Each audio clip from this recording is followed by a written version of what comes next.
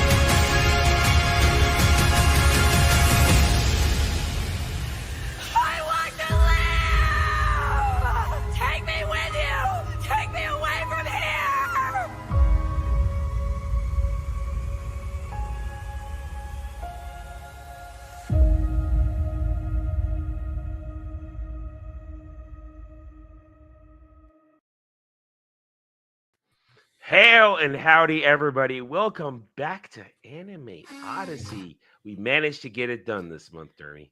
That's right. We did good. Yeah, buddy, we did great. Anyway. It's amazing. We worked our butts off, and we actually really remembered it. I sat on my ass and watched a show for a week. I had to work out the time. That's what I did. And I just read a bunch of One Piece in half an hour. That's what I did for my homework. I mean, you could read One Piece when it comes out instead of having to just save it up. No, but then I get to enjoy it all at once without any breaks, and I get to not have to wait. That's fair. And I'm satisfied either way. Anyway, welcome everybody. I am my second stream of the day. Dermy's awake. He's here. And we hope you guys having a good Saturday night. It's nighttime now. It's dark. It's cold. Saturday? It's Sunday. Yeah. Listen, I'm still a little sick. Okay. I can't cling to that much longer. Listen, I had to go out and scrape snow off the car. It's cold out there. Oh God, it is cold. Even over here, we didn't get snow, but it is. We didn't get a lot of snow. It's 17 degrees outside right now. It's cold. It is 23 for us. Yeah, and that ice was not coming off easy. I started to work on it, and I realized, shit, fuck this. I'm just turning on the defroster and walk away for 10 minutes because it was not coming off.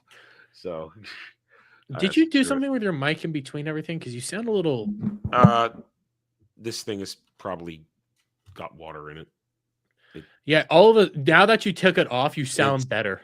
Yeah, this needs to dry out. It's my pop filter fell someplace it shouldn't fall, so I went and washed it off during the intro, and obviously it needs to dry. So I guess I apologize if you guys hear a lot of during the stream, because that's what this thing usually blocks. But we'll just leave it here, and it'll work itself out. So anyway, usually when that happens, I was kind of thinking, is it my end that you sound like you're coming through a cup, or is it you? Listen. This thing, I use it wrong the way it fits on the shirt. It should be like this, but because I have my mic aimed like this, I put it in front of it instead of on the side the way it was meant to. So it's precariously on there, and lately I keep hitting it when I stand up, and it goes flying, and it flew into the garbage can. Oh, so I've been spitting up nasty shit. So so I had to go and hose it down, and I thought it'd be fine, but obviously, see the mesh right here? It's obviously got moisture in it, so you could see it too. It's got moisture in there. So usually when it happens, I've got time before a stream, but it just happened right when you and I entered the green room. So yeah. So I thought if I just did it like that, it'd be fine. But no, obviously not. So I apologize if I go a lot of during this, guys. I apologize. It's my fault. I'm sick. Leave me alone. Anyway. That's right, but guys, my bestest buddy is sick. Be nice to him. Buddy. And there is I'm nice to Jeremy because he's on my merry list right now. He's on my be merry list. There's a grift going on this channel, my channel, where every $100 I have to be nice to somebody or be a Grinch. And I have to be the bestest thing I can be for my good buddy here because he's on my merry list. And Kratos, the man who wants to destroy my channel, and Weasel the Shave Furry are on my Grinch list. So that's the grift going on here. Jeremy, do you have any grifts going on right now? Right now, I mean, the biggest grift that I have is still, if you guys spend, usually it's $100. I'll play whatever freaking video game you guys send me, as long as it's stream appropriate, no porn games. Yeah. And then every $20 after that for whatever game, that's an extra hour. I still owe 3 hours to Al for a game that he wants me to play, but he wants to be there for that. So that's going to happen in the new year. That's fair that he has to be there for it. That's fair. Just like I owe 3.5 hours on Party Animals. And if I fail on this little particular grift here, it adds an hour to it every time I fail. Listen, but I haven't failed yet. Kratos has a plan to try to get you to play. He asked me what's something that you and I vehemently disagree on, and it's like, I have no idea. I literally don't know what me and you vehemently disagree on to the point that we're willing to yell at each other. Outside of the beginning of Full Metal Alchemist Brotherhood, outside of that's the loudest I think we ever yelled at each other. That. I'm pretty sure there's going to be something later on, but usually the way me and you work, we just talk it out. Well, we'll yell a little bit, but eventually somebody's point breaks through. It's like, yeah. The only thing we never agreed on is that was the Full Metal Alchemist argument. That was the most I ever made you raise your octave on that one. That was the most. That was a fun one though. I did win that argument, by the way. I still think I won, but no, because you relied on a bunch of normies. Everybody voted. The chat and the panel all said I won. You relied on normies. Shut up. I won. Anyway, hopefully everybody's doing all right. Hit those like buttons. And we got a fun one for you guys today. We got a fun one. We'll be talking Code Geass Season 1, episodes 1 through 25, episodes 26 to 50. That'll have to be another time because you can't cover all of Code Geass in one sitting. It's too dense. There's too much going on. It's a really dense. Season 1 is I don't want to say it's pretty straightforward. It's the upper layers of things. Yeah. And there's I mean, the real deep lore happens in season 2 and the big reveals and twists. Because before we get into the twist that Suzaku's going to find out that Lelouch's Zero, you know that's coming. It's just a matter of when. Mm-hmm. But the other twists that you and I know, because this is my third full watch. I've seen Code Geass in my years all the way through twice, including the movie. And now this is my third full watch. And now I'm watching it with a little more critical eye, this and that, because we need to talk about this. And I'm not rushing through it either. I took my time this week. I watched 3 to 4 episodes a day. I didn't just burn through it. I took my time. And it was worth it because I picked up little things that I have missed in the past. Because it's not like I totally remember every little thing about it, and because it's something I like. In fact, because it's Christmas, I generally do a thing at Christmas. I have a collection. You know that most of my wallpapers are anime related. Hmm. That's generally what I do. Once in a while, a gaming one will pop in there, but for Christmas, I alternate my where is it? I alternate my wallpapers for Christmas anime Christmas themes, and appropriately, this is my wallpaper this week. Oh, Mhm. that is 100% perfect. Yeah, it's Colin is still the go-to girl. I'm yeah, sorry, it's still gonna be Colin. dude. CT's nips are poking out right there, man. Yeah, but it's Colin. Listen, listen. She can use wrap her legs around me and beat me up, and Listen, I'll just this love is it. fantastic. When I was so happy I found this one because this is actual art by the team. My favorite is actual art by either the mangaka or the animation team. When they put out, that's my favorite kind of one because then it's real and I can enjoy it. But this is one of my favorites. It's one of my go-tos every year, at least one of the weeks. And of course, it felt appropriate that it would be this week that I would settle on this one because we're talking Code Geass. So there you go. It's fantastic. And listen, and we gotta say it now. It's I love Code Geass has the perfect kind of fan service. Yes. I mean, it's there and it's not listen, I do love gratuitous fan service. Don't get me wrong. The shows that are pure ecchi, it's like, okay, the titties just all there bounce around. But it fits it in perfectly. And I am of the opinion, call me a gooner, call me whatever you want. I'm of the opinion that when you make characters look that good, you got to show it off at least once. Yes. When you have just a cast of beautiful women and pretty boys for either side, you got to show it off at least once. They know how to do, I think, tasteful fan service. The only time I would argue it's a little gratuitous is one scene in season 2, and yeah, this is a little bit of a spoiler for season 2, but it's one little scene and it's done to just for fan services when they're doing the whole like carnival, like the school carnival stuff. Mm-hmm. And the big titty lady who's now pretending to be like the swim coach instructor, whatever, she shows up and they just do full on jiggle physics with her for the sake of but that's fan jiggle service. physics. I'm just talking the nudity works. I mean, every time they did it a little gratuitous in that one, but they did it for the sake of like but fan service. In this one, every time we see Callan's an ass shot or her titties out, it fits the scene. Yes, like it's either a nice little shower shot or where she doesn't give a shit. She's trying to kill Suzaku, and he just pins her to the ground. You get a great shot. Or Valletta sitting up in bed is like, "Whoa, hello, hi." The only one I regret is that we never get a Cornelia fan service. Cornelia's she's not waifu material, but she's lust material for me in this. Cornelia has always been lust material because it's just that's a woman right there. That's a woman. So, but she's the only one we never get fan service of. But they get tasteful Callan fan service. The Valletta CC gets plenty of fan service. Though never full anything. Although you know she has the scar under her boob and all that kind of stuff. But it's all well done, and and I appreciate it because it's like, wow, okay, these guys have said we know we've drawn beautiful things. Enjoy.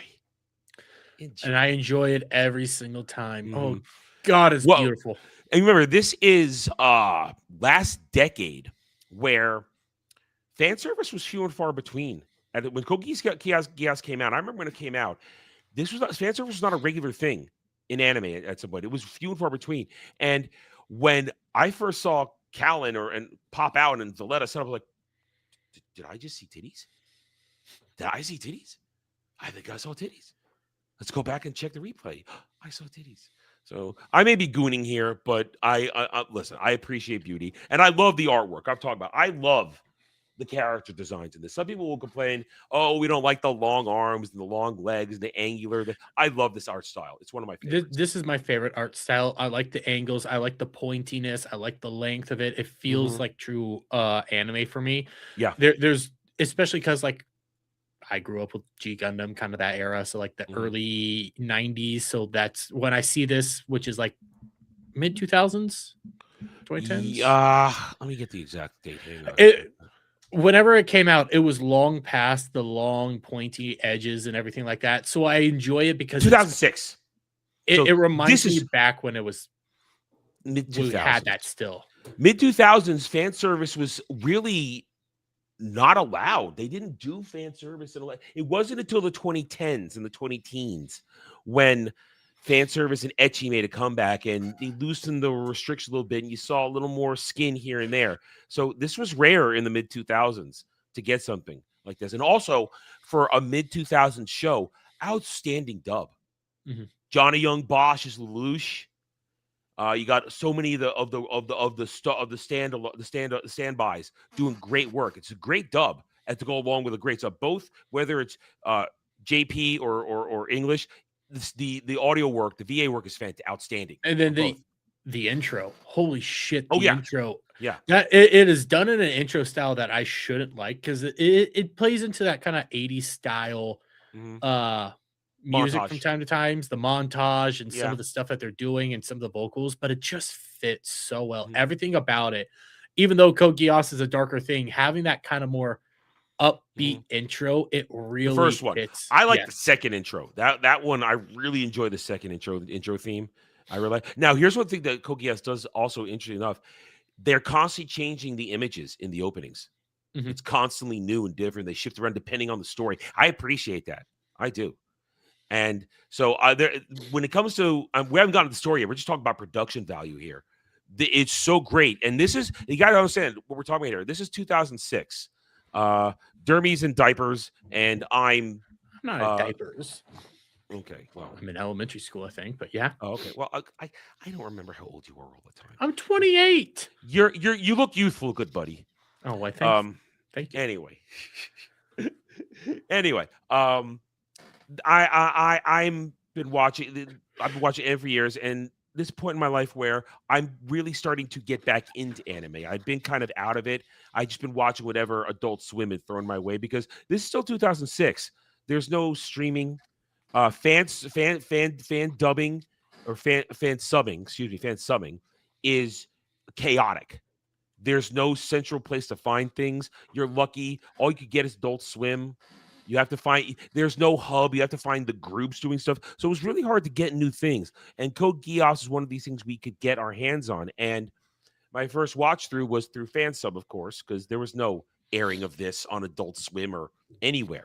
And who knows? And that point in time, when you get a Blu-ray of anything, you never know. And then when you go to the Suncoast days and the Best Buy days where you're paying premium for these things, so you don't know when you're getting this. So you go to the route of fan something back in the day like that. And I watched it with the Japanese audio first time, and it was amazing all the way through. And then when they did season 2 R2 when it came out, I was like, wow, they raised the stakes. It's fantastic. And this is 2006 where the industry was going through changes at this point. They're switching to 16:9 for a lot of stuff now. It's no more 4:3 ratio.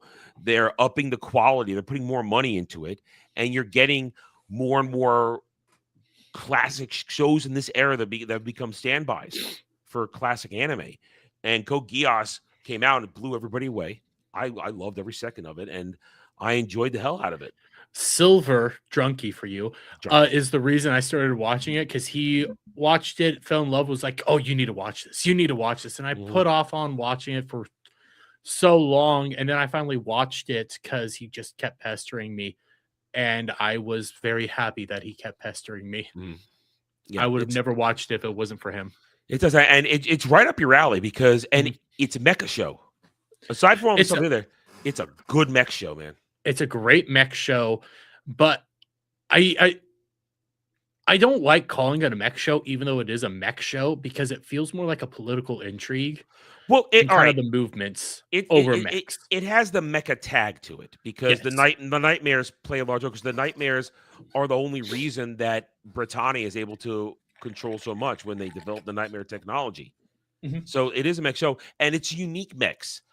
Because these are not things that are jumping around. You have the acrobatics, but without the wheels that keep these things stable, these things are not applicable as mechs. It's fascinating mech design with the wheels attached to the feet. Well, on top of that, the vast majority of them are all just like more or less mass produced Yeah. mechs. Yeah. It's not until you get like The the Lancelot, Knights of the Round the or Gurren. anything like that that are like the more custom mechs. And then once you start Yeah. getting with the Indian chick, who that's part of my Rakshata. complaint. Ooh, Rockshot, she's Rakshata. beautiful. I have Do my things, complaints about her. do things to me, Rakshata. Do Yeah, things to me. I have my complaints about her, but we'll get to that. Oh, Uh, well, she's not a good person. my complaints is like story wise, like some people just Oh. appear. That's my biggest complaint. Mm. Is like they don't do some of the groundwork and people just appear and you're expected to have a connection to them. Well, her groundwork comes from Lloyd. That's where her Yeah. groundwork comes from, where because he's referencing her and or his competition, his competitor, his rival, and then she's there, and you hear, and they give her the build up that they brought the person who built the Gur and this and that. So she does get a build up. She's not heavy, and she never gets more than surface level treatment. Yeah, and that's some of my down. That's more to stories. We'll get to that, but like once you see her mechs come into play Mhm. versus everything, that's when you start Yeah. getting that really good like balance of both. But again, they feel more like more mass produced style. Like even when Rakshata is putting out her more customs, the only real Mhm. custom one goes to Colin. Yeah, Everybody the else doesn't Gurren. get. Yeah. Well, Well, then also Toto's the leader. Yeah. he also- Toto's basically samurai one. That's a Mhm. custom job. That Yeah. one's made for him specifically. But yeah, you're right. But the nightmares are an interesting type of mech because with the way they're built, with the cockpit plugged in the back like that, it's fascinating because that's such a vulnerable spot, and you see many times a lot of weapons and things go right through those things. The only one that seems to have any sort of endurance is the Lancelot's cockpit because they were there in episode 23 or 4 when he's trapped on the school grounds and they're trying to get in there. They can't burn through it very easily. Whereas in that same episode, Cornelius just gets spiked by, and hers is a custom job, but it's not. It's a mass produced, but it's still a sort of a custom job. But also, the Lancelot was supposed to be the prototype for the next round of mechs. Yeah. But yeah. So there is there, and we're just talking about the surface level stuff right now. Here, we haven't gotten into the story yet, which, as you said, it's a political drama, but it's also it's a revenge story. It's an interpersonal story, all these relationships, the meanings of that, love, betrayal. It's got everything. I always say this. It's my least favorite episode out of all of season 1. It's always the first 2. The first episode, I think, is Setup. Just a setup because it's really slow, and then You it don't starts know what's building going up. on because it's But 2 episodes for Lelouch gets his Geass. So yeah. But then you go to episode 1, and there's outside of like before the intro, they do like a prologue of, hey, all this stuff's happened. Okay, going in. And then you see Lelouch. And I always think that chess match, that first chess match you see, that's a perfect description of the entire story. Is all Lelouch is doing the entire time is playing chess. So if you look at this as a chess match, it flows beautifully. Well, in that first encounter where when he steals the nightmare and he starts issuing orders after he's escaped, after here's the thing. I always want to call her CC because in the fan sub days, listening to Japanese audio and reading it, it was always C. in the subtitles. So for years, I called her CC. And then when I listened to the dub for the first time, they called her C2. And I thought to myself, but it's CC. And so I keep wanting to calling her CC because that was my first basically pre-programmed way to say it. And I have a hard time calling her C2. But that's fair. But for the sake of continuity, I'll say C2.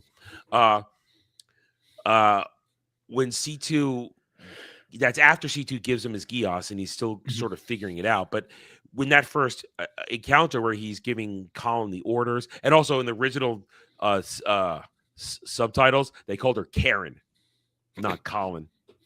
They were calling her Karen. It wasn't until later where I was like, no, it is Colin. Let's not do the whole LR switch thing, please. Let's not do that. So he's giving Colin the other, eventually Black Knight's orders. He's giving them chess chess moves. moves. Yeah. Well, he's referring them by their piece terms, like Mhm. R2, Q1, columns of queen one, so Q1, rook one, rook two, pawn one, pawn two. So it's fascinating. Everything he looks at the world like a chess game. Mhm. And one of the best things is though, one of the favorite things I love about this first season, and once more, I had forgotten this because it's only the third time I've seen it all the way through. And the second time I saw it through, I was sick and in bed, so memory probably not the best at the time. I love how we are instantly rooting for Lelouch with what he's doing. And we just realize this dude is smart, he's hyper intelligent, but he's inexperienced. And his first encounter with Cornelia shows it. I really like how I'm thinking, oh, he's gonna win this, even knowing what's gonna happen. Like, yeah, he'll win this. He'll figure it out. No, because Cornelia has real world experience in battle. He fails to understand her manipulation of the battlefield, and he almost loses. Mhm. And I love that Lelouch gets his nose bloodied early on, and he learns from it, and then completely owns her in following encounters. I love it. Well, I also love because that's after Cornelia really only shows up after the After he's killed Clovis. yeah, after he's killed Clovis, and he's basically just been running amok Yeah. and rubbing the noses of like the royal guard and everything, who are just fantastic characters in and of themselves. But he's just showing like, hey, I'm strong, I'm strong, I'm strong. And then you have Cordelia come in and just, yeah, fuck you. So then he has to actually elevate and become better at what it is that he's And doing. he says it too. So he says, I don't have the real world experience. This is what it's really like out here to do battle. And he gets better and better as a thing. He learns when he makes the mistakes. And also then there is the constant wild card that ends up being Suzaku in the Lancelot. And a lot of wild cards come into play a lot, and Lelouch has to keeps adjusting because of those things. And it's interesting whenever he has to deal with it. And you're not wrong in any of that. But what I also love is how Lelouch is tactically strong. Mm-hmm. That's about it. It's his Like brain. he's smart, he's intelligent, he's willing to use what his strength is his brain. He doesn't really he has a nightmare frame, but he doesn't really he Well, uses it mainly just to command. control the battlefield and command. Once he gets the Gawain, Mhm. it's both him and C2 piloting Yeah. it. And And also the Gawain is massively overpowered. It is, but it works perfectly for like his combat style. But then you look at like Suzaku and the Nightmare, they're less so intelligent, but they're super strong. They are built. Suzaku's an elite. Fight. He's got he is honed. And when Lelouch implants the "you will live" Geass suggestion, that turns him into that. Whenever that triggers, as we'll see it trigger more and more. It only triggers a couple times in season one, the initial time, and once after that. But as it triggers more and more as the series goes on, it turns him almost superhuman. Mm-hmm. It amps up his reflexes. It amps up his reaction time. He sees more. He hears more, and he uses it. He learns to use it. Is the scary thing that he's able to use this thing that Lelouch did to him to his own advantage, and that's why he beats Colin so many times in their combats later on. In the initial ones, in the beginning, Lelouch did it because he cares about Suzaku, and then Suzaku makes it one of his greatest strengths that also kind of bites Lelouch in the ass from time to time. And listen, the great thing about this is both Suzaku and Lelouch, they're both cursed. Mm-hmm. And they curse each other. And I mean, I'm thinking ahead to season 2 right now with certain things, but everything they do, because these are both flawed men, massively flawed. Lelouch, because as brilliant as he is, he's trapped in his revenge and his desperation to protect Nunnally. He's trapped by that. He cannot. Every time Nunnally is in danger, he loses it a little bit. The careful control shatters because suddenly he has to scramble to make sure she's okay. It happens during the Mao arc, and then at the end there when B2 kidnaps her and takes her to the island. And him leaving the battlefield like that screwed everything up. and it takes a while in season 2 for things to recover from that. Well, if you think about it, the only person, at least through season 1, the only person that Lelouch truly loves is his sister. Yeah, Nunnally, that's it. Season 2, he starts opening up to some Well, other people, but there's and I could say yeah. Suzaku as well, but his greatest weakness is the only person he truly feels has ever loved him back and has ever actually cared for him, and that is his sister. That's why he does so much for what happened to his mother and his sister being forced to witness that. He has this major hatred towards all this stuff because of the damage that has been done upon his family, so that he just wants to burn it all down. And he's not a good guy, but at the same time, you love him. Well, okay, we teased on this in a previous stream. Lelouch is not a villain, but he's not a hero. He's not even an anti-hero. He's just a bit of a force of nature, I think. And he does good as much as he does bad. Because I'd agree with that. Here's the thing about Lelouch. If you're important to Lelouch, he will literally set the world on fire to do something for you. Literally. If you are not important, minor spoilers for later on, he'll destroy an entire kingdom for you. Yeah, he will burn the world for you. If you don't really mean anything to him, you are just a pawn on the chessboard. He will cut you loose. He will use you until you're not useful anymore, which makes him, he's very callous, I think is the best way to describe Lelouch. He's either super loving or massively callous and cold. You're just a piece. I mean, listen, the whole episode with Shirley, that broke his heart because he had feelings for her. And by essentially wiping her from her memory, which sort of sticks. I mean, her own evidence he didn't know about kind of jars a little bit because we've seen that there are ways to struggle against his Geass. You have to, because when we talk about it, Yuffie's massacre, she struggled at first because he says it, something so horrific went against her nature. And she was able to hold off for a few seconds there. When it came to Shirley, and this is I know people gripes about this with the movie, and we'll get to that someday when we talk about it, that the movie kind of retcons Shirley a little bit. I'm not so sure. I think that her feelings and love for him with the rest of the series and her own stuff probably clawed a little bit of it back from his Geass, is what I think. Just a little bit. Especially when he goes inactive, but that's a discussion for another time. It does retcon Shirley, but that's only some things that happen in season 2, and also with the Geass cancellation effects. Yeah. The biggest thing that is retconned, she's there. True. So like that, I'm trying to say this without spoiling it. I always that she's there because things happen. Yeah, things happened. And these are listen, these are fantastic characters. There's only really a few characters that I think Adam and I would agree we don't like for various reasons. Yeah. But even like the characters we don't like, we can still say they are well written. They're written to the point that you kind of don't like them. Yeah. And again, we will deal with the retcons when we get there. Because we'll cover season 2 in the movie eventually. It'll happen. So we'll deal with it when we get there. And unless between the movie and it had been over a decade between season 2 and the movie. Oh yeah. So it is a big retcon. I'll say that, but yeah, it is surely is a very large retcon. Very large retcon. But it's one of those things that if we go into when we finally start talking about the story, I could believe it. You just need to lay out a little bit more groundwork for me to get to that point. We'll discuss it. Something that we needed. We've done many discussions about retcons like that before, and I've done it on other things. So, but you're right. The character was great, but like we said, Lelouch is massively flawed like that. But so is Suzaku, because Suzaku is a walking hypocrisy.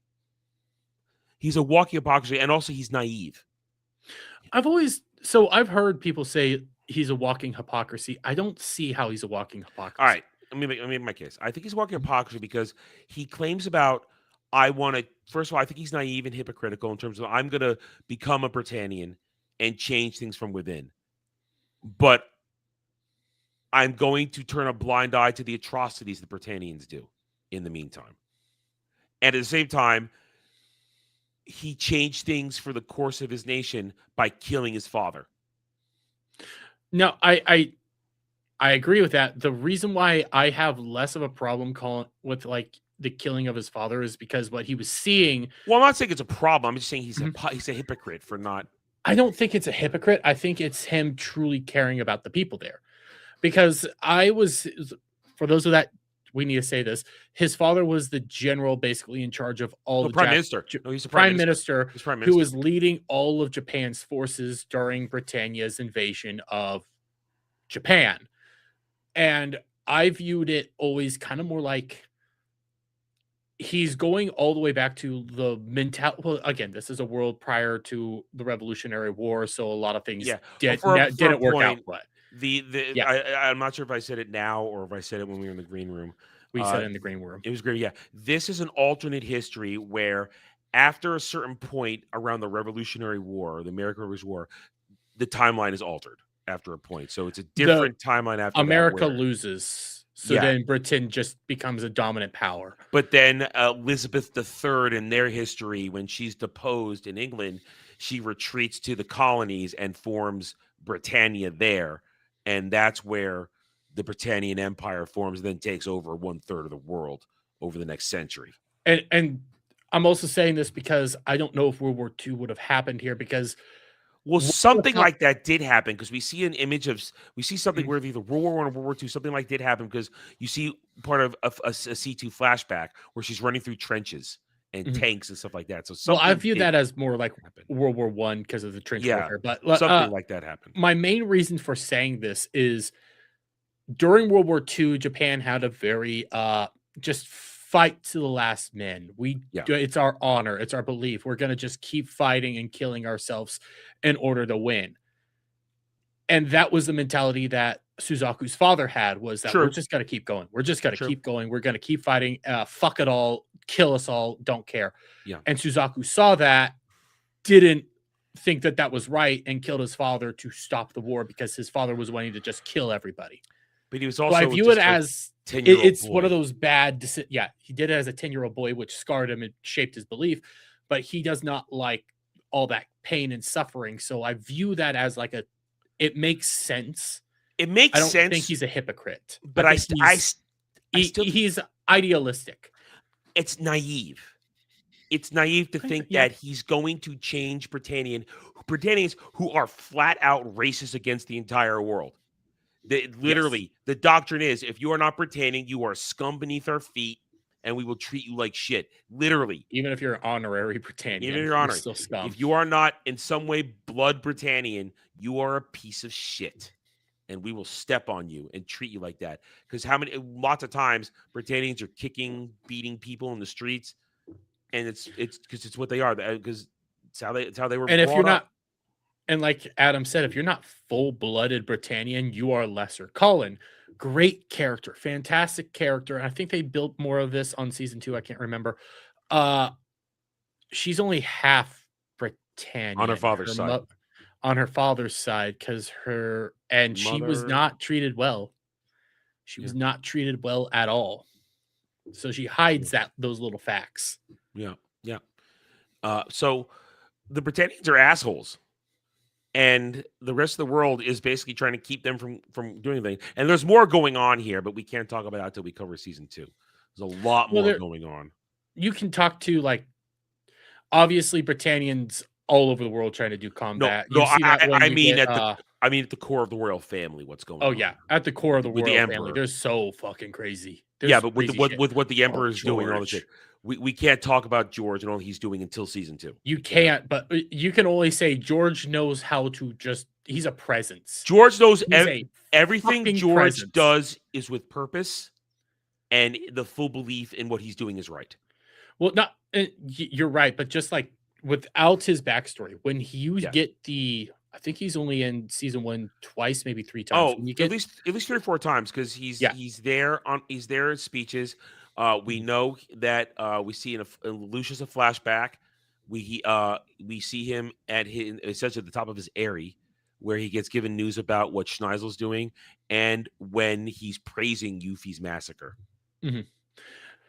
But you end up every time he's there for those like 4 scenes, he has this presence about him, and I fucking love it. He's a vile individual.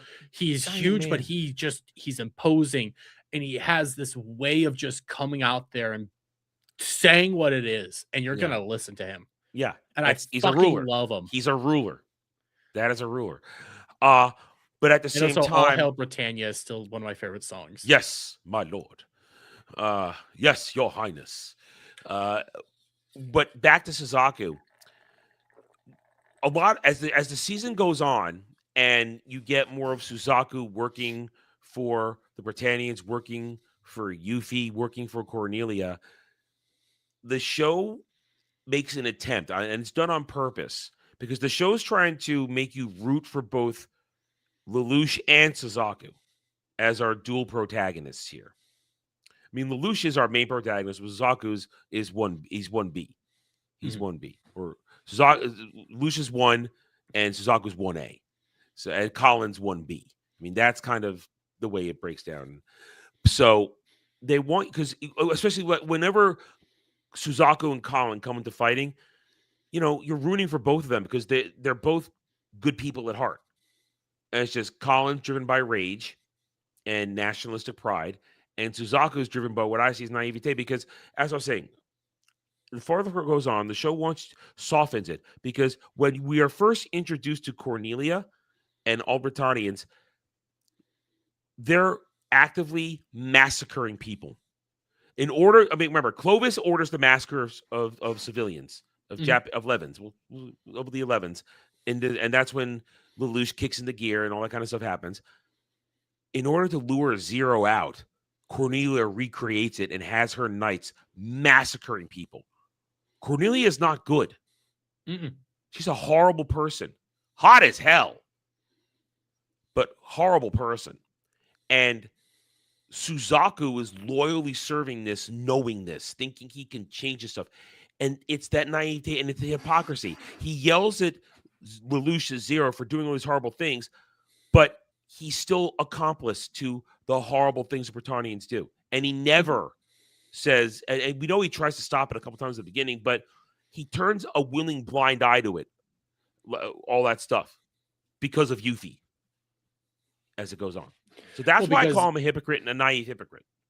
I'd say I can see your area. I think it's more that he's just naive and he's idealistic, because a lot of naive idealism will lead you to do some very stupid stuff. And then simultaneously, he's in love with Yuffie, and Yuffie has a similar belief structure as to him. That's why when the massacre happens, she's completely idealistic. Broken. Yes. I mean, Yuffie's suffering from her own problems of inferiority. She suffers from inferiority complex, where she wants to be useful to everybody around her sister, her brother. She wants to help the people so badly because she is a kind person. Yuffie's probably the only, not counting Nunnally, who's a complete innocent in all this. Yuffie's the only good person in this season, the only purely good person. Everybody else is carrying either dark secrets or does horrendous things. Because think about it, at the battle on the mountainside, I forget what it was called there. Lelouch triggers that landslide without a second thought to the town below. Yeah. And it ends up killing Shirley's dad, which triggers the whole Mao incident to happen, which gives Mao his way in to fuck around for a few episodes there. And while I think the weakest part is the Mao stuff, I know it's necessary for the explanation of the evolution of Geass, as well as a little more into C2 and how C2 eventually does gank his ass during the clock tower incident. So back to where this started. Our two main characters, Lelouch and Suzaku, good men, massively flawed. And Suzaku's flaw is he is too naive, and Lelouch is that he'll burn the world to get what he wants, and he doesn't care. And he gets, and I'll give it, he gets a little megalomaniacal as it goes on. He gets more I can't say the word. He gets more like, he gets more like that as season 1 progresses. Yeah. And then his fall from grace so much is when Nonali gets captured. Yeah, Then he abandons loses his mind. everybody. Yeah, he abandons everybody to go save Nonali, which Yeah. fucks everything up. Yeah.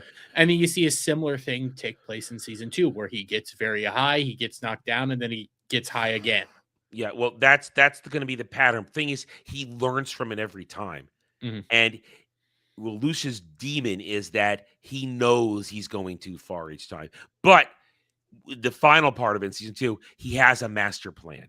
Yes. And that's the redemption of Lelouch, is that, and that's why the third movie is called Redemption. Isn't the third movie called Resurrection? Resurrection. I want to say Redemption, but the Lelouch, his whole arc is he does have redemption in the end, and that's why Lelouch it's sad redemption. It makes you actually kind of cry because you're like, shit. Well, and when we talk about season 2, what he does, and it's also because of that, Suzaku in the end will get to serve out his penance that he so desired for killing his father. That's the irony of it all. Everybody gets what they want in some way, shape, or form, and that's why a lot of people, not only gets thrust into something she didn't want, but she's the perfect person for it in the end because of that. And that's why I think a lot of people don't like the movie, because a lot of people like the bittersweet ending of the original of season 2, and I always felt there was a little room more, especially with the tease at the final part of it. Because of the tease, they left room for more. And I'm okay with it. I've always been okay with it. I'm not objecting to the movie. I don't think we needed it, but I'm not going to be over here like, hey, I did. The movie is divisive. The movie is very divisive. You either like it or you hate it. I like the movie. I don't think we needed it. I'm not going to cry that we had. And I think we needed it because I don't like the ambiguous ending of season 2. We'll get there eventually. We'll get out of that. Yeah. So, back to season 1. Back to season 1. You guys know this is how we do this. We generally stay 95% within the boundaries of the first parts, but we range a little bit outside it. We range a little bit because we get so in depth into talking about characters that then we go like, well, they end up going here, and it's really hard for us. But we lock it down. We don't go too detailed. I'm not telling you guys that freaking Lelouch and Suzaku finally butt fuck. I didn't. God, did they want that? There's a certain fan base that want that. There's a lot of people that want that. Also, there is again somewhat season spoilers. That's what Lelouch does go and drag at one point, and they turned that into gender swapping and all kinds of stuff. They got obsessed with that after that. It's terrible, just terrible. But in season 1, at the same time, you have a lot of stuff. Callan is our next big character that gets focused because she is the representation of somebody who straddles both worlds and chose a side. She's also like the perfect counter to Suzaku, where Suzaku is a Japanese trying to be Britannian, and I know she's only half Britannian, half Japanese, but she really wants to just be Japanese. Yeah. So you could say she's a Britannian wanting to be Japanese. So that's where the perfect like duality of the two meet. Where then you go take a look at like the duality between Lelouch and Suzaku. Lelouch is a Britannian wanting to burn down all of Britannia, and Suzaku's Japanese wanting to be Britannian. So you want to reform it. To reform it. So you get these very good like counterpoints to every single position that you have. Yeah. And it works. And that's the delicate balance of all these characters. And the show pulls it off. It pulls it off just about every time. And it does a good job of making you understand Callan's motivations. It's interesting to watch her grow to completely trust Zero, which leads to the point at the end where she gets the revelation that Lelouch is Zero. And now my only problem there is that her breakdown of that is a little too much. I don't know why she's that shattered. That Lelouch is Zero? Yeah. I think it's because Lelouch was playing her more or less.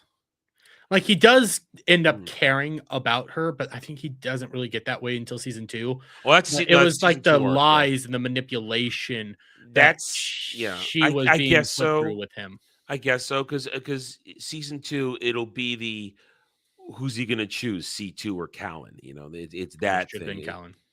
They had it was there, but they veered away from it. There's the moment. But and it doesn't ultimately happen. the reason Callan is she has some of these thoughts for Lelouch is because of the manipulation, because of the lies, I guess it's a good because I guess it's a good reason. and you go back to the beautiful, beautiful shower scene. Lelouch played her like a fiddle, utilizing his Geass just perfectly to convince her that it's not him. Because he fucked up trying to figure out how his Geass worked. He was still figuring the rules out. Yeah. And then in order to beat it, he played her. Because that's the thing about Geass is, as C2 eventually puts it, it's different in every person. Geass is a power, but that's just what it is. It's a power that manifests likely depending on the person's most powerful traits or something like that. We've only seen 2 Geass in season 1. We'll see more Geass in season 2. And you get the reveals and all that kind of stuff. And it's fascinating. There's only, as far as I'm aware, there's only 2 people that have similar Geasses. 2. Yeah. And we'll save that. But it's all done in I would say this is an anime that is a masterclass in balancing character and story. And having the characters drive the story, but sometimes the stories sweep the characters along as events. And it's done so very well. And they manage to balance all the relationships. Even the minor relationships are balanced well. So to a point where you sort of hate the character. Because once Yuffie gets introduced, that creates a whole new level of chaos. Because you have her relationship with Lelouch and Nunnally, her new relationship with Suzaku, and then her effect on a lot of things. And you get characters that I honestly hate. I hate the character of Nina, who becomes an obsessive lesbian for Yuffie. To the point, I remember when I first saw this, and we were talking about this before, where after the hostage incident where Zero drops a mountain on the town, she got saved by Yuffie, and she became obsessed with her. And up until that point, Nina's also Nina doesn't start out well as being completely racist because she's a Britannian. So if you're not a Britannian, she's afraid of you and thinks you're horrible and going to murder people. She believes that kind of propaganda. She's an idiot, but she's also a brilliant little wannabe scientist. So she becomes obsessed with, and this is little really in your face for a 2006 anime, and the scene is actually really potent because it's a scene with no audio. It's just she's looking at a magazine and she's humping a table, and you see her getting off. And let's just say, without being crude, there's evidence of the event on the table. Blinking, you miss it. Because someone walks in the room. And it is creepy. Yeah. And she's obsessed stalker who she doesn't really quit being obsessed stalker because it really does trigger. Something triggers some she gets sent on a weird path, man. Talk about angry lesbian wants to blow up the world because she took away the source of her stalker. Because now she can't get off to somebody that would probably never want to get off to you because she liked Suzaku. Because she was straight. But she did it. But listen, as much as I hate Nina, it's a perfect example of a screwed up person putting somebody on a pedestal. And it's very dangerous when that person is the only person in the world who cracks essentially making a nuke. Super nuke. Let's just say it. It's a super nuke. Yeah, we're going to see it used. It's going to get used. It's going to get used. Racist. She's full-on stalker Britannian racist that makes super nuke. Lesbian makes super nuke. But even the fact that she's a lesbian, I'm just making fun of it, but she is a lesbian. She's a stalker, but that goes to her character, and she's insane. And the moment Yuffie dies, she loses her shit. Yeah, I mean, Suzaku lost his shit too, but Suzaku, the soldier, he can only do so much in the Lancelot. No, this chick is unlocking super nukes. But not just that, but also you see the difference in how they respond to it. Where Suzaku then becomes more dedicated to Britannia, wanting to do right by everything and trying to She'll kill everybody Kill everybody. just to get Zero. She has that like crazy psycho girl moment where eyes bug out, she loses control, she is schizo and evil, all because she can't hump a table anymore. I hate Nina as a character, and she doesn't get any better in season 2. I think she gets better in season 2, and then I think she gets a little bit better in the movie, but that's about it. I just don't like her. I don't like her. It's a great character portrait, but I despise her. I like her more because she kind of ends up helping with Lelouch in the end, fully knowing that he's the reason this all went down, but she's trying to right the ship for him. She's basically getting off with the fact that he's gonna, so she likes that. It's good. And of course, we brought her up. This is where the storytelling is so brilliant, I think. The tragedy of Yuffie. With everything that goes on, as her struggling as Viceroy of as Sub-Viceroy of Area 11, wanting to contribute, wanting to make things better, trying to carve out a world where she can marry Suzaku and have her happy ending, where she can give Lelouch and Nunnally someplace safe to be. She gets in her head to create an autonomous zone where the Japanese can be Japanese. And Lelouch, of course, had played this scenario out, and he knew it would never work. But he goes super villain on her for a minute there. He's like, I'm gonna crush you, Yuffie. How can you do this? You're stealing my thunder. I was gonna create a new Japan. But then this is the tragedy part of it. Lelouch was going to work with her. He was going to do it. And he did not realize that the Geass in his left eye had evolved and couldn't be turned off. And he looks at her and glibly just says, it's not like I wanted you just to kill all the Japanese. Well, he says it like that, but he's like, yeah, with my power, I can look at you and say, that's what I mean. All the Japanese. But he's being glib about it. Like, he's being very like joking about it. Like, but trying to explain it because C2 wasn't there to let him know. Oh shit, your shit's evolving now faster than I anticipated.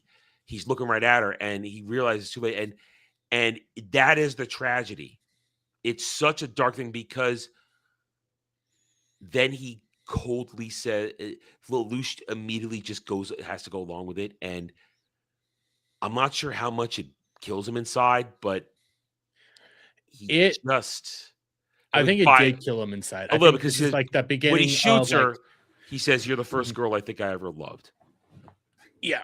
And there's this, there's also this point where he has to go along with it, but he's going along with it because he fucked up.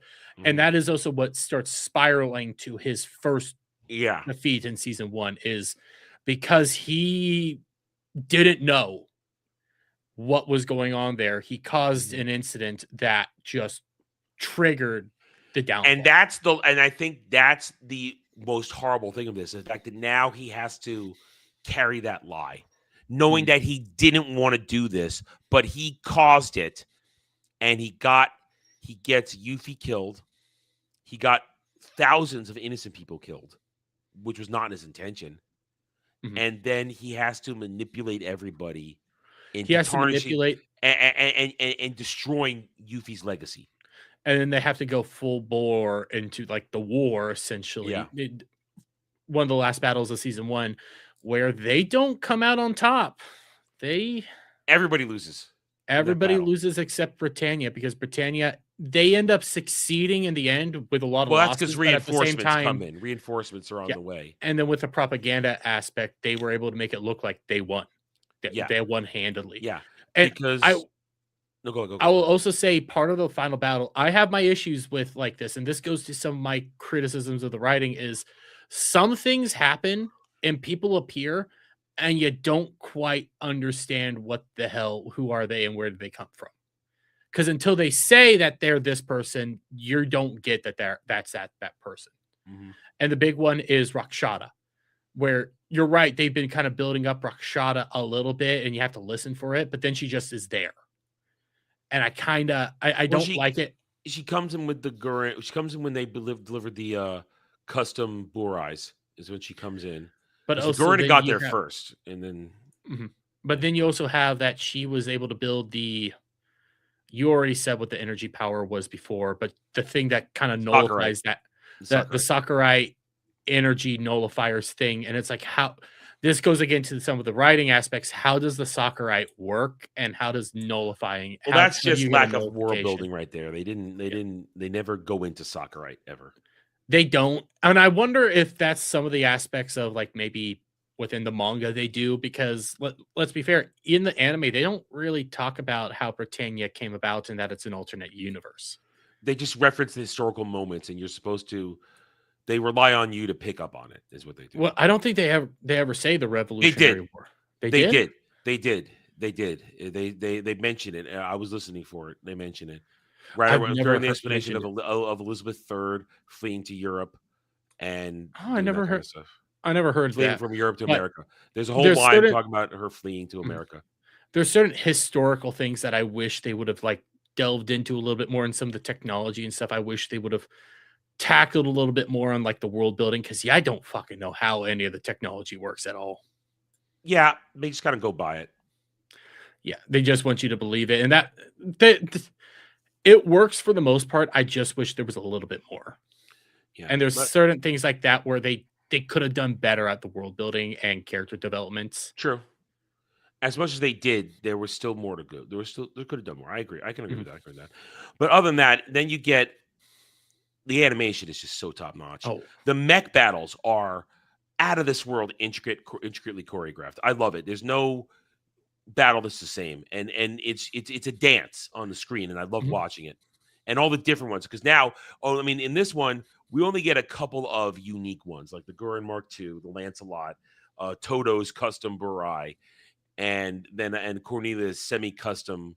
Don't you also have Burais. fuck And the Collins? that's the Gurren Mark II. Oh, Girl Mark too. Okay, yeah. Collins is the Gurren Mark II, and of course the Gawain when they steal that from Schneisel. Mhm. But now when you get to season 2, that's when the nightmare customization really breaks out with the rest of the knights of the round, and you get the Gurren Mark III, Lancelot Mark II, and the battles get even more insane. Then the Chinese get Mhm. involved, and the Oh Chinese god, get involved. Chinese. I don't like to give Chinese a whole lot of credit for anything, but they had a nice clean one. They had a really clean Yeah, one. you see that dude for a second. The dude who's going to come around, the Chinese nightmare pilot, who's going to be prominent in season 2. You see him for a second in one during somebody's speech. His back is to the camera and he's listening to Mhm. it. So there's so much stuff that's good. The nightmares, they steal every scene because it's what you're here for. Mhm. Mecha battles. What You we're here you for. are there for the mecha battles. I ended up liking the politics over the mecha battles, and also like in most mechas, like because this is 2006, so they really were trying to go away from Gundam. reuse frames and Gundams and stuff like that, and they only really reuse certain frames in this, in which reuse frames was very common in mechas because like how You many need times do you to want to meet your redo this? deadlines. You need to Yeah, meet your you need to meet your deadlines. deadlines. The only frames that they ever actually like reuse is launch, like the launching of a mech. Yeah. So a good example is oh fuck, I just had it. Lancelot. Lancelot, usually when it's launching out of its pod, it's using the exact same frame as it originally did. So But that's outside fine. of that, that's like the bare minimum of like, yeah, that's fine. That's But fine. the Yeah, thing is, I'm not every gonna combat is a unique combat every Mhm. time, and it's Yeah. glorious. And how they use these mechs with their special designs, far away from anything we had seen at that point, completely Mhm. unique, and it's a Hell, joy to watch. season 1, most people don't none of them can fly except for one, and that was supposed to be a brand new technology. Yeah, they I forget what And they then call it. Yeah, I think it was float tech. float tech. Yeah, float tech. I mean, the Lancelot gets a pack, and the Gawain has it built in. Mhm. And then it wasn't until season 2 that everybody's flying. So you do get a nice progression of, hey, nobody can fly. All of a Standard mecha sudden, show progression. Everybody yeah, gets it. Yeah, yeah, which yeah, is nice. I yeah, like that. And yeah. again, very mass-produced models just fighting a whole lot of the time, which is also Yeah. really nice. So, Yeah, it's good stuff. It's good stuff. And the score, the music is outstanding. oh, Music is I great. already said it. All hail Britannia. one of the best songs, and I'll play it over and over again. And I love it because of just how grand it is. And there's so many great songs, Mhm. so many great songs of this entire soundtrack that you can just put on and just relax to. And It's just it's you feel thrilling. great. It hits all spots. So I think we're good ending there. I mean, we didn't really Yeah. go beat for the story, but we talked about the characters, how it goes, and I mean, there we did talk about C2. We did talk about C2, the mysterious C2, who we don't. Well, there's not much to talk about. She's just there, and we know C2, she is the impetus for everything. She's the source. She's the catalyst because of Geass. She's the source of Geass, all and you they really know about tease a lot of stuff. she's the source of Geass, like you were saying. All you know about her for the most part is that she's integral to the overall story. You know that Britannia was doing some sorts of experiments on her. You don't know Mhm. what. You just Secretly, know oh, that they no, were. just Clovis, and he was very Yeah. scared that anybody would find out he had her. Yes. And you know that she has some connection to the Geass and a weird And there's ability something to about regenerate herself. she's immortal. She's She's immortal. immortal. She got shot in the head, Yeah. and she's immortal. And we know through the flashbacks that you see essentially two worlds. You see people praying. You see priests and priestesses with the same mark that I love. They're able to hide on her forehead until the mouth segment where you sort of see it. And of course, I can't let this go. I love her outfits. Mm. She just dresses in sexy outfits. The little hat outfit during the Mao arc, little hat and the handlebars. It's like, oh, honey, honey. You just love C2 a whole lot. C2's sexy. C2, She's she is sexy. attractive. I think she's my least favorite character in season 1 because she's kind of just there and you don't know much about her. And she's there to promote Pizza Hut.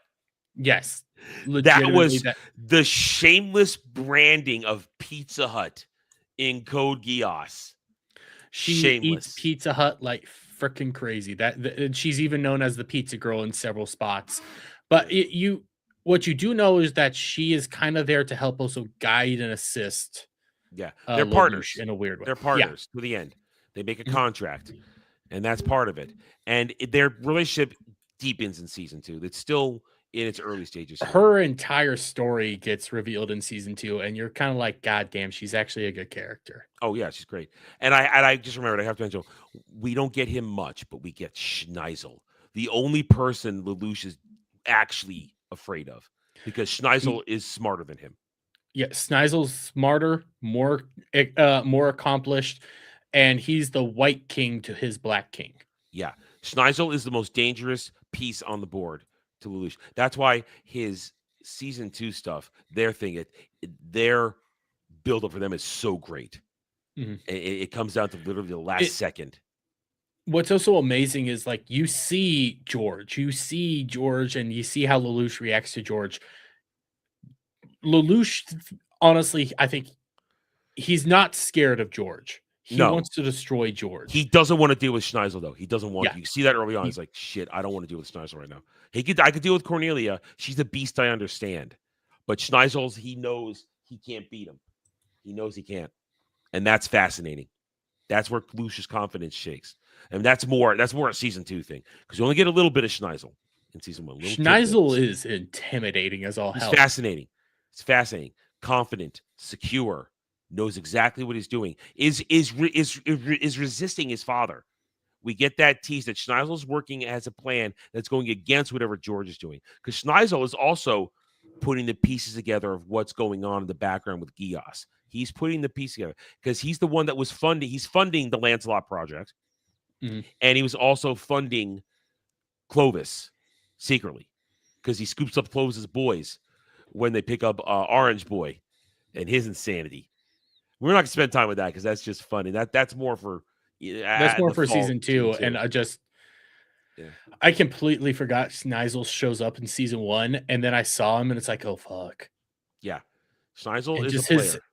He's also this goes to the animation. It's how they present the character. And Schneisel, in every scene up until like towards season 2, he's always just confident. He walks up, he has his look, and he always kind of has a grin on. Like he knows what's going on. He knows how to play this shit, and he's not gonna. He He's very confident in what it is that he's going to be doing. Yeah. Which I love about him. And he's smooth. Oh yeah. He's smooth. It's terrifying. I mean, the way he plays his older brother, the first prince, Odysseus. Because Odysseus, he's nothing. He's an empty head. He doesn't want to be first prince. He doesn't do anything. The way he plays him, well, brother, why don't you let me handle this? Will you? Thank you, Schneisel. Please take all the responsibility from me. It's great. It's great. And of course, Cornelia, he's the only one that Cornelia bends a knee to. That will do that. And and I'll just say this: Sword of Damocles. Sword of Damocles. It's good stuff. So I think we'll wrap it up there. We've because we got to try and get this done within the hour because I got to get to another thing. Okay, we got to talk One Piece. Yeah, we do. Before that though, I told you about this earlier in the week. You hadn't seen it. This I thought was really cool. Oda did something cool. He basically turned Jack Sparrow into a One Piece character and presented it to Johnny Depp. Oh, I did see that. I didn't look at it, but I did see that. Look at that. That's awesome. That's Jack Sparrow as a One Piece pirate. That's fucking cool. That is actually cool. That's just freaking cool. Especially, I really like that because you can go on like YouTube and stuff and you can see mashups of One Piece music with Pirates of the Caribbean music, and they just work good together. They've always worked good. So this is really sweet. That's Oda being just cool. Oda gets it. Yeah. That's Oda. Oda gets it. Oda. You know, it wouldn't shock me if Oda would now draw Jack Sparrow into there. Just see him in the background in a battle and later on. Just something happen. Just to have fun with it. Yeah. And he's not going to do like a whole thought, but he'll just throw characters like that in there. And that would be cool to see him do that. Yeah. I just thought this was cool. I thought it was appropriate since we were on an Anime Odyssey week that I'd bring that up. I just thought that was really cool. All right. One Piece. Last time we left off, we were finally getting the reality of what it was going to be. God Valley Climax, Garp and Roger versus possessed Rocks, who we must realize is stronger than normal Rocks. Emu possessed Rocks is much stronger than normal Rocks. And what I like during this fight is we get the confirmation of now really Conqueror's hockey, being more than just the blast. That you coat yourself in it and use it like any other hockey. That revelation is flat out said right there because that's how Garp and Roger end the fight essentially by using a combined Conqueror's hockey infused attacks. Yep. And that my biggest complaint about that fight was that it was very short, but also like you already know that Garp and them are going to struggle because this is so much stronger. This is an intimidating version of Rocks, and he wants to actually die. Yeah. He does not like this. He wants Garp and Roger to take him out. And what I also like is you see a lot of Luffy style fighting from Garp. The fists and the Gatlings and everything like that. Like you see where Luffy gets it from, which is really really nice to see like some of the family dynamics there. Roger's obviously using his sword and fighting back as hard as he can. Uh-oh. He froze. We lost him, folks. I thought he was pausing for dramatic effect, but no, he's frozen. So we'll give him a chance to just going to wait till he pops out his own. That way we'll know when he's gone completely. I don't know where he was going with that thought. So all I will say is that Derby and I talked about this before, that the whole Garp, Roger, Rocks fight. Am I back? You're back. There you are. You're back. Okay, my internet freaked out there for a second. I thought for a second you were dramatically pausing, and then I realized, no, he's frozen. He's frozen. Yeah, I'm frozen. No, but you get Figurling Garland coming in to kill at the very end. At the end, yeah. So that hurt me. And I was saying that you and I were talking about this before, that we feel like they're going to animate this more the fight when it goes to animation. They're going to do what they've been doing lately with stuff. They'll give you more in the anime than they did in the manga and stuff like that. But yeah, Garling coming in and finishing off Rocks at the end of it. That's pretty gruesome. And we saw that Rayleigh and others came in to pick up Garp and Roger to get them out of there. And I love that. I love this whole sequence because the whole thing, the end of it, you got the fight, and then you see basically the collapse of the Rocks pirates to become now the powers of the new world. The mom pirate, Big Mom, Kaido, Whitebeard, and all the Then other you also guys underneath see there. guy who's in charge of Hachinosu. I can never remember that dude's name. I just know that he's more or less the father of Caribou. Oh yeah, I saw him in one frame. Yeah, you saw him in one frame. Yeah, you saw him. Mhm. And He becomes a new world power and then gets beat by Blackbeard. and so it's all the history is unfolding, and the story keeps telling us these things, and it's the echoes and the waves and the falling out, and as we slowly get back to Harold and how he plays a role in all this, and we realize quickly all of this was shown to try and make us understand what happened to Harold had happened to Rocks, just in a different way. Harold got basically lied to. The elders and Emu basically told him what he wanted to hear. All the time, doing exactly what Rock said they would do. They would use the giants as a means to war. They wanted to rule the world. They already do, but they just wanted full domination no matter what. So they manipulated Harold, who wants to have this like really good connection. He's trying to do what Ida told him to do, have this great connection between humans and giants. And he's trying his best to find that path. And he thought, hey, Harold couldn't do it his way, so I'm going to do it my way, and I'm going to team up with the world government. And through that, you get to where we are now. I mean, he rips off his horns. He says, I'll be your slave. And he does their dirty work. He becomes this mythological beast that kills ships in the Florian Triangle and all that kind of shit. I mean, it's crazy. He is attempting to take all the anger of the world, all the hatred of giants, and apply it to himself. Because in the latest chapter, you do get a sentence from him where he's like, I'm going to abdicate the throne and give it to somebody that deserves it. Yeah. So his plan is, I'm going to take on all this anger, animosity. I'm going to do the world government's dirty work. So that way I'm the bad guy and giants aren't.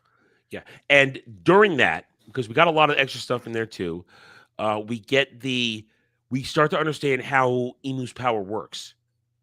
That you go through these rituals, and tattoos will link everybody to him, and different tattoos and different rituals basically connect you deeper and deeper. And we got you and I were talking about this before we went on stream. We are now faced with, there are at least 3 more backstories we need, because we find out that Shanks ended up in a treasure chest that got on the Roger pirate ship, which is how Shanks became a Roger pirate. But then at some point, Shanks decides to return to Mary Geass. Marie Joie. But yet, Mary Joie, and the weird part, you want to know the weirder part about Shanks' timeline? Yeah. He would have returned to Marie Joie while the Red-Haired pirates were around.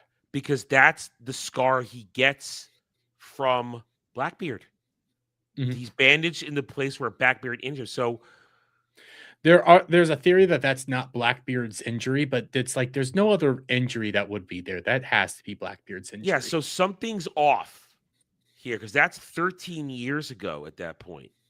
Because they keep giving you timeline points. So I wonder, did Oda make a mistake here? Did Oda make a mistake? I don't think Oda did, because there is a theory that the red-haired pirates went through a similar story as the Straw Hats. So there's a period of time where they disband to strengthen. Okay. That's a theory. Not set in stone, but it wouldn't be shocking. We need to know something, because suddenly Shanks returns her to Mary Joie, and he is accepted back into his family. And he makes it up to almost full knighthood with Emu. He almost becomes what his father was. Yeah, and what clover is, or shamrock is. Mhm. Sorry, shamrock. Shamrock. Sorry, I don't know why I said clover. Well, shamrock, clover, close enough. Yeah, yeah. But so he almost does that. So, oh, we got a red from Jed. Thank you, everybody, coming on over. Shout out, Jad. From the Endless Frontiers. Thanks, everybody, for joining us here.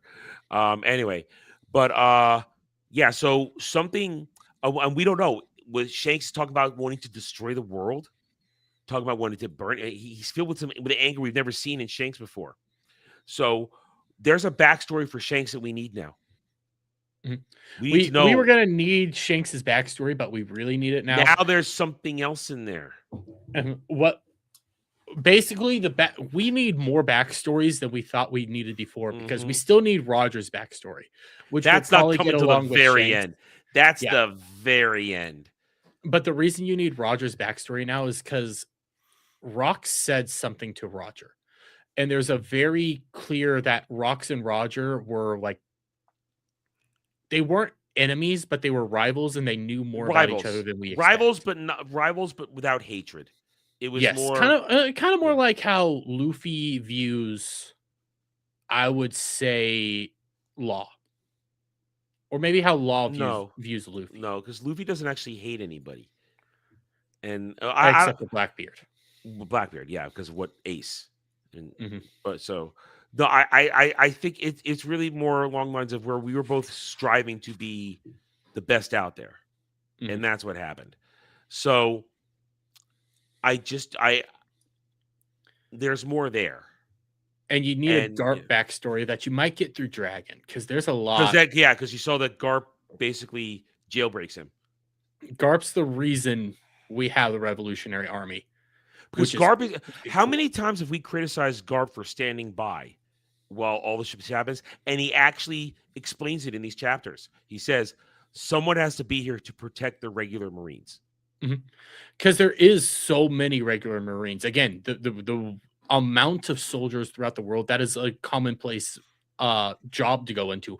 And the amount of people that still view the Marines as being forces of good, there is good Marines. There's always going to be good Marines out there.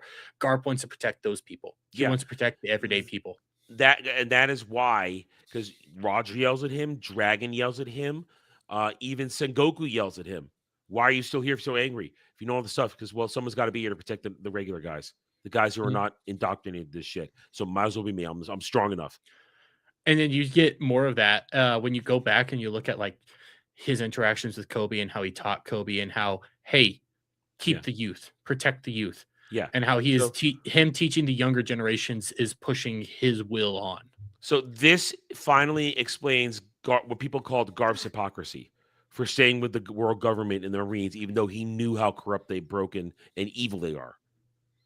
So, because Emu's evil. There's no doubt Emu is evil. Emu is just like, what's her fuck from Code Geass, who has this weird obsession with individuals and is willing to destroy the world in order to get that obsession. Yeah, Emu's Nina. Sure, I'll go with that. But now, and suddenly now with all this stuff, and this is very interesting to watch the timeline after God Valley, how Harold seemingly almost connects to so many incidents. He was here at this point. He's at that point. He has connections to Fishman Island. He has connection here, connection there. As we go through the timeline of all these events happening, wow, Harold was actually there. I know might be a little retcon from Oda, but he was there the whole time. He was connected this whole time. And I forget. It might be a little retcon, but it also we don't know a whole lot of these events, so it's not that drastic. It's more like, hey, he was here the whole time. Yeah. Times that you didn't know that he actually existed. So yeah, that's what I'm saying. So it gives Oda the room to do it, but it's acceptable. It's acceptable. What I also like is, now I don't mean this as in like I like this as perfect storytelling. I don't like that this happened. The death of Ida. It's death of Ida is fucking tragic. And Poisoned. what Loki does. That's why Loki was in jail. Because Loki had just been a bad boy. He hadn't done anything horrible. He'd just done a roughneck, a little bit of a roughneck. But when he discovers that his biological mother's clan poisoned Ida, he goes on a rampage and kills them all. Because Ida was his real mom, she more or accepted him. less. She accepted him. Yeah. She treated him as if it was his own, her own flesh and blood. Kindness, loved him to death, and his own mom was like, we're on another channel, so I'm not going to say that word. Evil bitch. Very evil bitch. See you next Tuesday. Yeah. Willing to throw him off the fucking tree right at birth. Never showed him an ounce of love. Ida was the one that did that. So when you killed Ida, it broke him. It sent him on a rampage, and that's what led him to being in jail for the beginning. And that's important to then go back to Harold and what's going on with where we just left after him. and now we're set up now. Shanks was about to be elevated to the highest level of sainthood with the God Knights, and he bailed. Probably because Shanks learned whatever. My theory is that Shanks was there to learn something, and he learned what he needed, and then he got the hell out and reformed the red hair. What we know for sure is he was sent on a mission, didn't come back. So your possibility is very clear. Because that was his out. That could be it. That was his out. He took that mission to escape. And so next in line was Harold. So Harold gets bumped up to full God Knight. He gets the final thing. And when he returns to Elbath, Eda sends him the order. Now you are to now form an army and work with the Marines to crush everything. And he's fighting against it. He's fighting against it because it goes entirely against Ida's wishes. Yeah. So now here we are. It's the night that Harold's going to be murdered. And we thought, well, did Loki really kill him? Loki didn't say he was going to kill him. He was trying to talk about, well, I didn't really want to do this. But now we are in the exact same situation Rox was in. Rox was forcefully point blank infused, but Harold made the bargain. So he's going to be forced to do something he doesn't want to do. And just like we see with all the other giants in the present, like Dory, and who they've all been taken over by Emu's power. They're all demonic now. Harold's in that moment. He's becoming possessed, and he's had himself chained to a pillar, this and that, and he's summoned Loki and the Elder to take him out. And I can't remember the guy's name. Elder, the guy with the axe in his head. The guy with the axe in his head. Who's going to get an axe in his head in this moment. And here we are. So it seems that the whole reason, not only because God Island, God Valley, but we had to see that this is Emu's MO. Possess you, force you, and somebody saying, please kill me. I cannot control. Because once you're trapped like that, there's no stopping it. You're fucked. Unless you're Nika. Unless you have the Nika ability to more or less break free from it. So that becomes like Luffy again is going to be the natural counter to Emu, which it showed you that even the Davy bloodline is not strong enough to break it. Which now we bring in the Will of D. The Will of D combined with the power of Nika scares Emu shitless. Yes. We don't know what the Will of D is. We know that it's might be connected to Davy. I think it's connected to Davy Jones. I still think it has something more connected to the Ancient Kingdom, which that could easily be. Davy Jones was king of the world. Yes, it could, but I think there might be a little bit more there that we still don't know. Maybe it could be like the wish of Davy Jones. That could be it, but I still don't know. But we also know that Joy Boy was potentially not Davy Jones, but he could have been Davy Jones. Don't know. I don't think Joy Boy was Davy Jones. There's a possibility, but I do think they were separate. I think they were different. And I'm laying this out because there's a theory going around right now that we don't know what the treasure of Elbath was. We still don't know. We might be about to see it. It might not be what the theory is, that it's the gum fruit. Like that's one of the theories. Well, that was the treasure. You have to remember Shanks got his hand on the gum fruit. And Shanks is the one that ends up chaining up and stopping Loki. So he would have been there. Now, the thing is that Loki supposedly ate the treasure. So we don't know if he did or didn't. We don't know if the gum fruit is that or not. And we don't know if Loki has we don't know if he has a devil fruit power right now. We don't know. We just know that he has this powerful hammer that is just tied to him and he can only use it. We only know that. So, and I'm laying this all out because one of the theories is that Nika, Joy Boy, whoever it is, the person with the gum fruit, needs to be teamed up with the Davy to end Emu. And I'm laying this out there because that's one of the things that Rox was pushing so hard to get Harold on, because he thought Harold was the reincarnation of Joy Boy or the next Nika. He viewed that so closely. That's why they cared about each other so much. And they wanted to bring on the third world, the third world, the end of all this, bring on the new world and stuff, and the dawn of the new age. And you need those two together. The only two that we know that now we know who Nika is and we know who the Davy is. The theory is that Blackbeard and them are going to have to team up. To take out Emu. Blackbeard is too heinous, though. There's no face turn for Blackbeard, man. He's done too much heinous shit, and not in the name of anything good. Well, we don't. So to be honest, we don't know what he's done it in the name of. We don't know anything about Blackbeard. True. Other than he's cutthroat. I mean, if Oda is that the twist Oda makes, I will be disappointed if they give Blackbeard a face. He would have to build it. He would actually have to work on it. It would have to be the biggest sell of all time. Because right now, there's nothing Oda could do that could make me accept Blackbeard as a face. Nothing. He did that what he did to Ace, what he did to Whitebeard, what he's continued to do. It's gonna be a work. I don't know if I'm fully sold on the people he brings on his crew who are evil.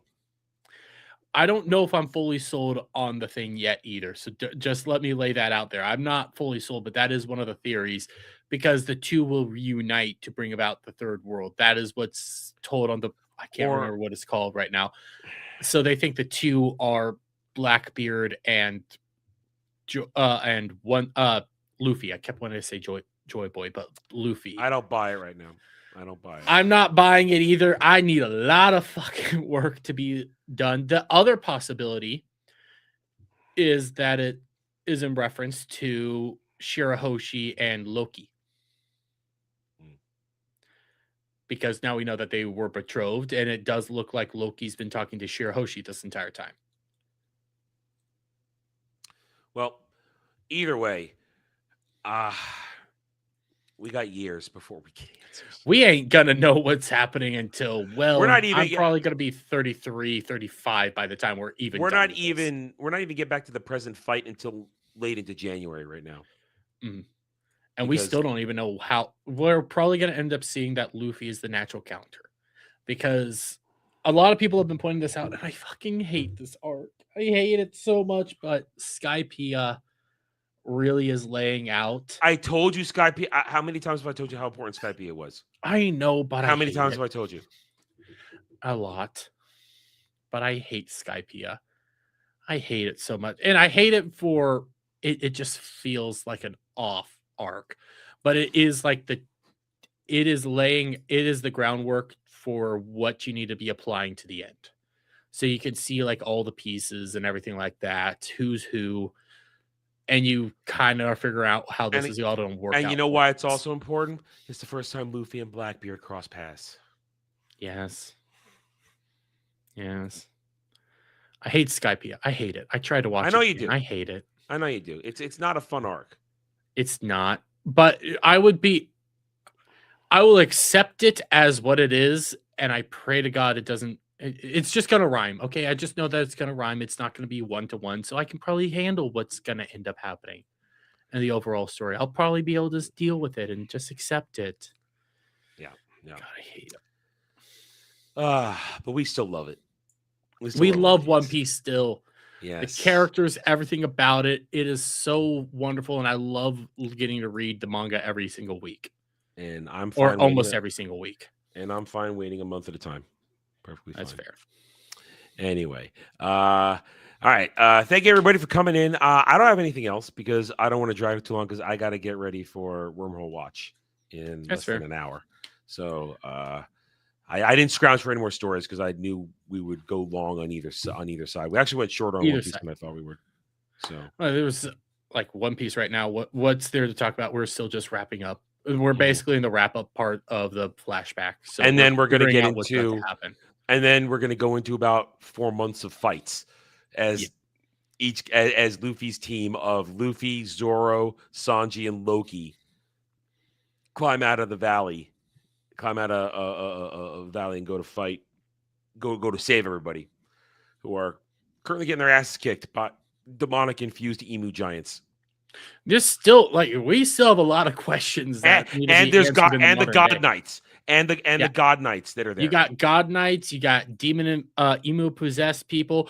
Then you also have Gunko's weird connection to potentially Brooke. So you got a lot still that we need answers to. Yeah, it's his daughter. It's his daughter. Mhm. It's his daughter. Plain and simple. It's his daughter. I called that when we first saw that. It's his daughter. So I love it though. It's something to look forward to. Something to look forward to. So I guess we're at that point. Also, December's almost over. I get the new season of anime to watch soon. I'm gonna get to finally watch garbage. I'm finally gonna get to watch garbage anime. Yay! I'm so excited for you to watch it. I got caught up on it last night, and now I have a new episode to watch today, so I'm happy. And it was a cheat. I'm not going to spoil what happened, but there was a really cheesy moment in the last episode, and I'm watching it, and it's like, I love it. I love this really cheesy moment because it works. Hey, guess what? Even though you want to subvert our expectations in modern day content, sometimes the cheesy shit. Don't do subversion. Sometimes that stereotypical, I'm doing this because my friends, that shit still works. You can subvert, but you still need some of that cheesy shit. Yeah. So, happy birthday, Arturo Alejandro. Happy birthday. Happy birthday. Have a good birthday tomorrow. Be safe on your birthday. Don't do anything stupid. Be safe. Don't do anything I would do. You never do anything wrong, good buddy. Dude, that's a lie, and you know it. Anyways, you want to play I have to be nice to you. You want to play the game? I do want to play the game. All right, here we go. Choosing January's show. That's right. We're choosing for January here. Now, I've been thinking about these, and I'm going to lay out the first one. Now, the first one I think Adam won't pick, and I think this would be the one that he That's not a good way to lure me. I know. I think it'd be the one you like the least, but I'm going to say it. Okay. Kaiju. Good kaiju we both like. Difference is it plays a lot into theoretical physics. That's what I'm gonna say there. I might know what you're talking about. You might. Kaiju. I'm thinking second one. Recent kaiju stuff. So is it recent? It is newer. It is newer. Couple of years. Second one. Yes. Okay. I've probably seen it. You might have, but I don't know. Second one. Obviously, it's me. I'm going to have to pick something a little darker because it's me. I'm going to suggest dark gothic medieval fantasy. You could probably figure that one out. And the final one. Yeah. The final one.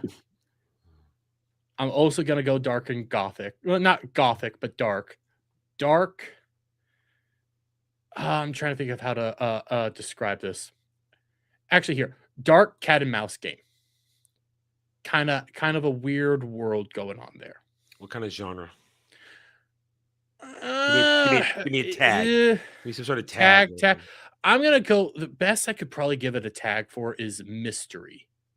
Not so much fantasy, but mystery. I don't enjoy mystery anime. It's the best kind of tag I could give it. I don't really think it's a mystery. I'm pretty sure I know. All right, that one sounds like I'm not. That doesn't sound very interesting to me. I'm pretty sure I know what number 2 is. Pretty sure. Know what number 2 is. I'm gonna go with number 1. Okay, number 1, the kaiju that it took me a couple watches to try to figure out what the hell is happening because deep theoretical physics. Godzilla singular point. Ooh, okay. Yeah, I'm probably not going to like it. All right. It is one that takes some hey, I need to watch this closely because they deal with some theoretical physics and stuff like that, but it's fun. Mm. It's enjoyable. They have a different twist on Godzilla, and the music they bring back classic music in a fun DM me the way. information so I know I look up the right thing. So DM it Yeah. to me later so I know I'm looking Yeah. up the right thing. Don't have to right now, do later. Yeah. All right. So let's see. Your schedule is possibly going to change next month. So we're going to hold off on telling you guys exactly when we're going to do this. We'll try and keep it the normal thing towards the end of the month, but we're not going to put a date on it yet because Derby's schedule may change in the Yes, my schedule might be more or less going back to normal-ish. Mm-hmm. So if that happens, we would put the show back to the middle during the week because as capable as I am as I doing this on a Sunday, you guys understand right now when I start at 3 p.m., I don't stop till 3 a.m.